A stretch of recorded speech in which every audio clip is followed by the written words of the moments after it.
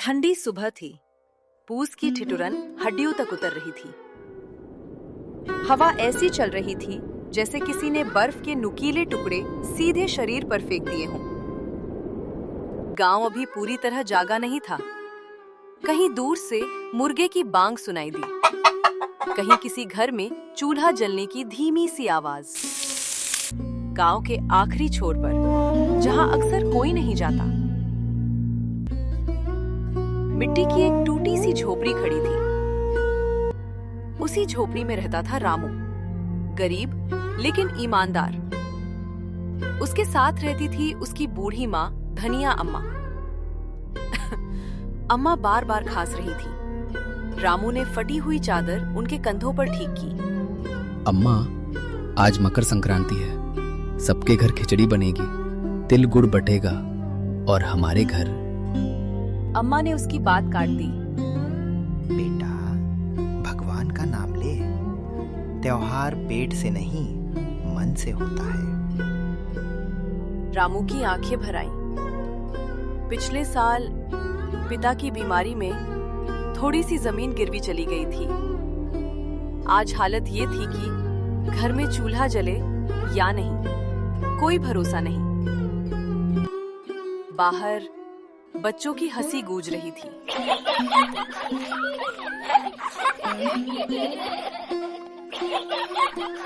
पतंगे आसमान काट रही थी और इस झोपड़ी में सिर्फ सन्नाटा और भूख।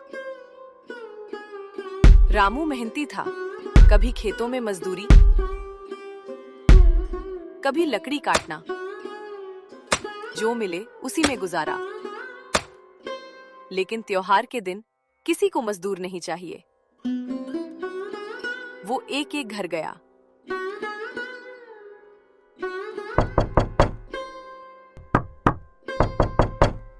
सबने मना कर दिया। आज छुट्टी है रामू, कल आना। गांव के बीचों बीच ठाकुर हरि सिंह का घर था।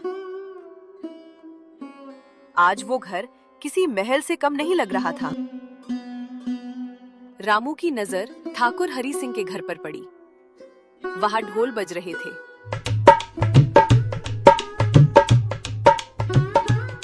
पकवानों की खुशबू हवा में थी।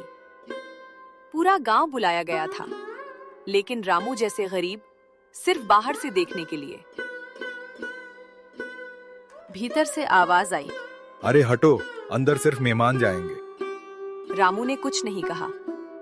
गरीबी अक्सर बोलने का हक भी छीन लेती है। सिर झुकाया और वापस मुड़ गया। शाम ढल रही थी कि गांव की कच्ची सड़क पर एक बाइक आकर रुकी। रामू ने देखा, उसका छोटा भाई मोहन शहर से लौटा था।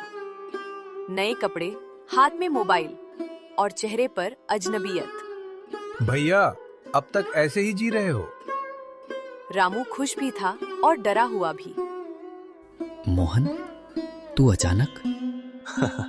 शहर में काम नहीं चला, सोचा तुम्हें समझा दूं। मोहन ने बिना रुके कहा। ठाकुर जमीन खरीदने को तैयार है, सस्ते में, बस कागज पर अंगूठा लगा दो। रामू चौंक गया। लेकिन वो जमीन अम्मा की आखिरी निशानी है। भावनाओं से पेट नहीं भरता भैया। मैं शहर में बहुत कुछ देख चुका हूँ। अम्मा चुप थी। उनकी आंखों में डर था। रात गहरी हो चुकी थी। ठाकुर हरि सिंह खुद झोपड़ी पर आया।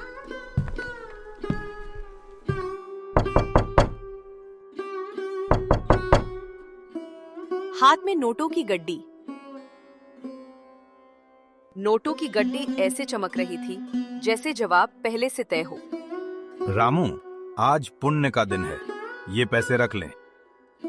रामू ने नोटों को देखा, फिर अम्मा की ओर। अम्मा की आंखों से आंसू बह रहे थे। माफ कीजिए ठाकुर साहब, मैं जमीन नहीं बेचूंगा। मोहन भड़क उठा। तू पागल है, हमें भूखा मार देगा। उसी रात जब रामू थककर सो गया, मोहन ने चोरी से कागजों पर अंगूठा लगवा दिया। सबसे बड़ा धोखा सबसे अपने ने दिया।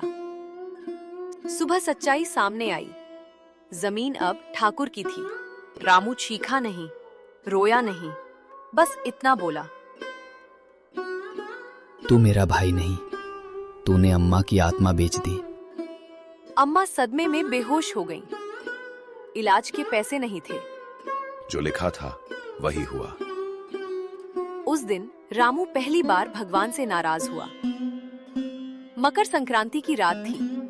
नदी किनारे अलाव जल रहा था। लोग तिल गुड़ बांट रहे थे। रामू अकेला बैठा था। तभी मोहन आया। भैया, ठाकुर ने मुझे धोखा दिया, पूरे पैसे भी नहीं दिए। रामू गुस्से से कांप रहा था, लेकिन अम्मा की आवाज उसके कानों में गूंजी। माफी सबसे बड़ा दान है। रामू ने गहरी सांस ली। अगर सच में पछता रहा है तो अम्मा के पैरों में सिर रख। मोहन रो पड़ा। उसका अहंकार टूट गया। अगले दिन पंचायत बैठी। मोहन ने सब सच बताया। ठाकुर की धोखाधड़ी उजागर हुई। बुजुर्गों ने फैसला सुनाया। जमीन वापस रामू के नाम। अम्मा को होश आया। उन्होंने दोनों बेटों को गले लगाया। आज मेरी असली मकर संक्रांति है। अगली सुबह रामू के घर छोटी सी खिचड़ी बनी। तिल गुड़ थोड़ा सा, पर दिल पूरा भरा हुआ। मोहन बोला, शहर नहीं जाऊंगा भैया, ईमानदारी से यही काम करूंगा। गरीब की मकर संक्रांति पैसों से नहीं, संघर्ष, सच्चाई और माफी से बनती है। जहाँ लालच हारता है, वहीं इंसान जीतता है।